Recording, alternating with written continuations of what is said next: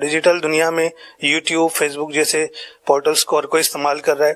تو اس صورت میں جو لوگ یوٹیوب پر یا فیس بک پر چینلز بنا کر ویڈیوز اپلوڈ کر رہے ہیں، ویڈیوز چلا رہے ہیں اور اس سے کما رہے ہیں، تو اس صورت میں حلال اور حرام والے معاملات کس طرح سے دیکھے جائیں گے اور اس کو کس طرح سے میجر کیا جائے گا کہ آیا کہ ہماری انکم حلال ہے یا کہ حرام ہے؟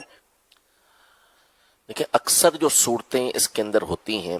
وہ تو ناجائز و حرام ہی کی ہوتی ہیں کہ جن چیزوں کے اوپر پیسے کمائے جا رہے ہوتے ہیں وہ چیزیں ہی ایسی ہوتی ہیں کہ جن کے اوپر پیسے کمانا ہی ٹھیک نہیں ہوتا، اور اگر وہ چیزیں ٹھیک بھی ہوں تو جو اجارے کے شرائط ہوتے ہیں کہ جس بنیاد پر یہ پیسے کمائے جا رہے ہیں تو عمومی طور پر وہ ناجائز ہی صورتیں ہوتی ہیں۔ باقی بعض اگر کہیں کوئی ایسی صورت نکلے کہ اس پر جواز کی کوئی صورت نکل سکتی ہو تو اس کی ڈیٹیل چاہیے ہوگی، یعنی جو ٹرم اینڈ کنڈیشنز ہیں اس کی وہ معلوم کرنا پڑیں گی، اس کے بعد پھر کوئی حکم بتایا جا سکے گا، ورنہ اب تک ہمارے سامنے جو اس طرح کے سوشل میڈیا کی جو صورتیں آئی ہیں سامنے جس سے پیسے کمائے جاتے ہیں وہ عام طور پہ ناجائز ہوتی ہیں۔